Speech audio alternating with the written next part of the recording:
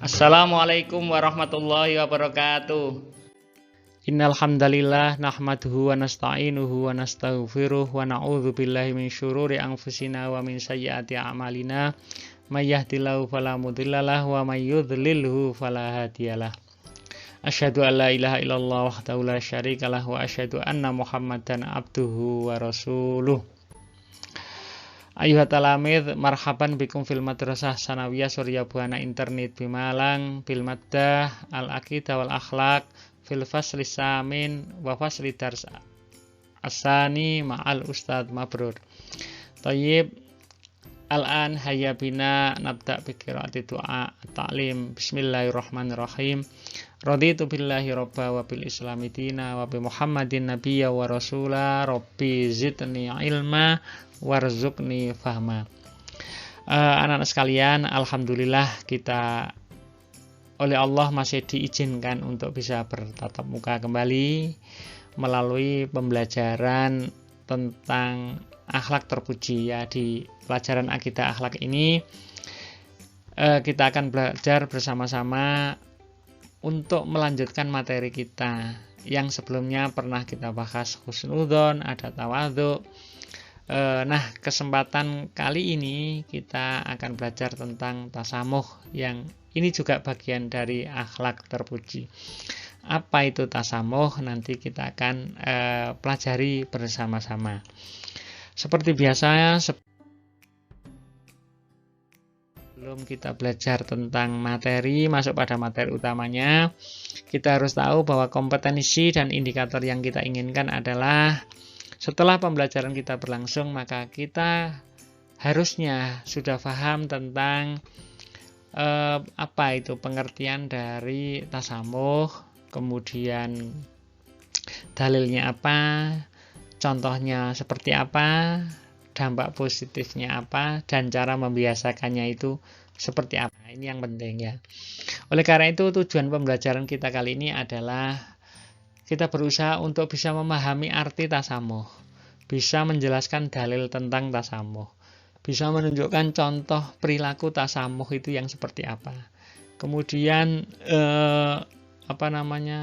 dampak positifnya tasamuh itu apa saja, dan bagaimana cara kita membiasakan untuk bertasamuh.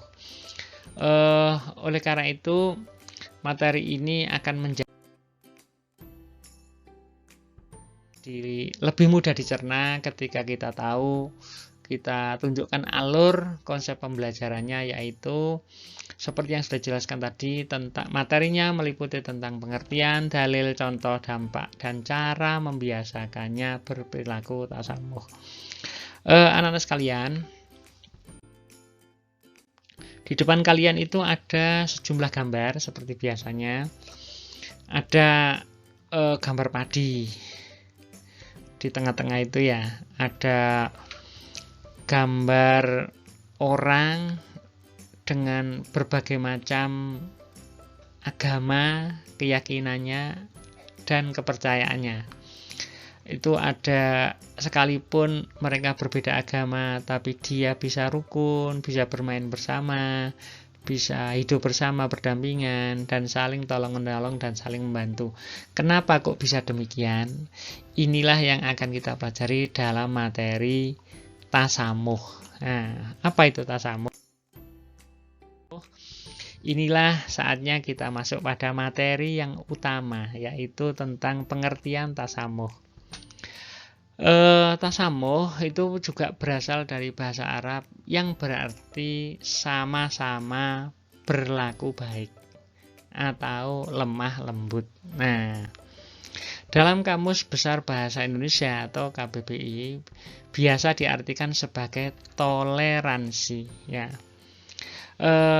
sudah populer toleransi atau tenggang rasa. Maksudnya sikap tenggang rasa.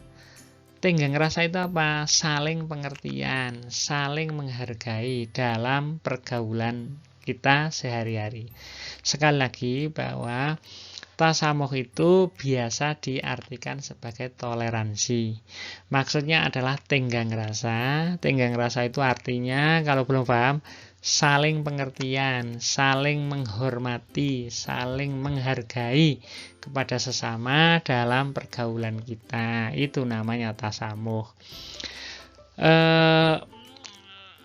Adapun tasamuh sendiri dalam pandangan Islam itu nanti ada batasan-batasannya ya. Dalam segi atau dari segi akidah atau akidah akhlak, bahwa tasamuh itu diperkenankan sepanjang tidak berkaitan dengan masalah-masalah akidah. Selama berhubungan dengan urusan duniawi itu harus bertasamuh. Tetapi kalau sudah menyangkut akidah itu nanti beda. Sudah tidak ada tasamuh. Kalau sudah menyangkut keyakinan, ideologi, itu nanti larinya adalah ke lakum dinukum waliyatin. Jadi yang dimaksud tasamuh dalam pembahasan kita kali ini adalah toleransi dalam masalah-masalah keduniaan, bukan masalah-masalah akidah. Kalau akidah tidak ada kompromi. Tapi kalau masalah-masalah keduniaan itu adalah ada ruang yang lebar, ada ruang yang besar untuk kita bertenggang rasa dalam bersosialisasi, ada toleransi, ada saling menghormati dan saling menghargai. Itu harus. Anak-anak sekalian, adapun dalil atau dasar hukum tentang tasamuh bisa kalian lihat di Al-Quran surat Al-Kafirun ayat 6, yaitu lakum dinukum waliyatin. Sudah hafal semua pasti ya. Bagimu agamamu dan bagiku agamaku. Ini yang berkaitan dengan toleransi di bidang akidah itu tidak ada dalilnya ya ini.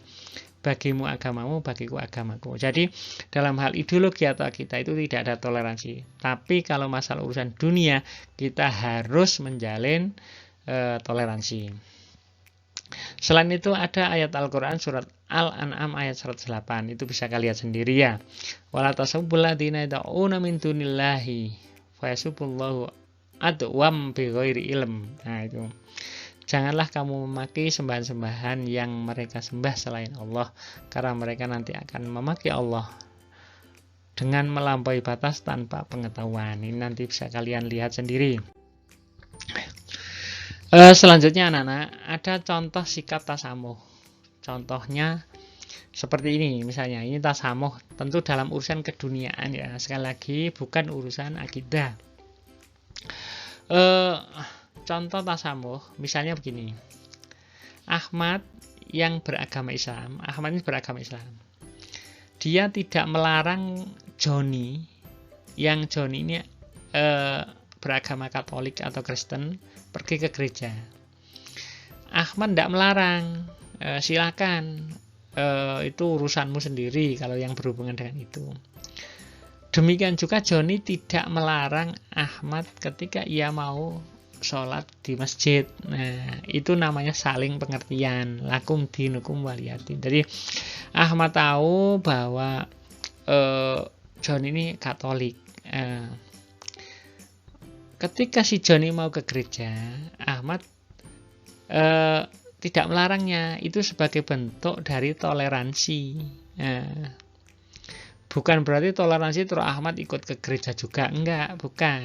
Tapi mempersilahkan ke gereja sesuai dengan keyakinannya si Joni. Demikian juga Joni tidak melarang ketika ketemu Ahmad yang Ahmad mau pergi ke masjid untuk sholat. Itu namanya toleransi ya. Tapi bukan pergi beribadah. Artinya Ahmad bukan berarti ikut ke gereja, si Joni ikut ke masjid, enggak begitu. Saling menghargai sesuai dengan agama dan keyakinannya masing-masing. Anak-anak, selanjutnya kira-kira dampak positif apa ketika kita bertasamuh itu?